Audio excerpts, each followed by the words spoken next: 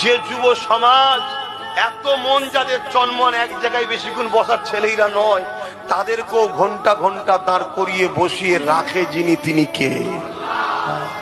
এদেরকে আনা অত সহজ ব্যাপার নয়। এই যে খদ্দের গুলো, যুবক গুলো বসে আছে, ওরে সর্বনাশ, এদের সবসময় পিছনে হাড় আছে, বাঁধের উপর লাফাই শুধু, এখানে ওখানে। খারাপ কিছু না, আমি অন্য জিনিস বুঝাচ্ছি। মানে এত মন চঞ্চল, সিনেমা হল গুলো বন্ধ হচ্ছে না, হয়নি?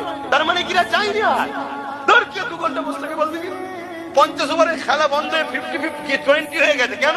কে 50 ওভার দেখবে বলতে কি? তার মানে এত মন চঞ্চল হয়ে গেছে, এত ছটফট করছে, লাফালাফি করছে।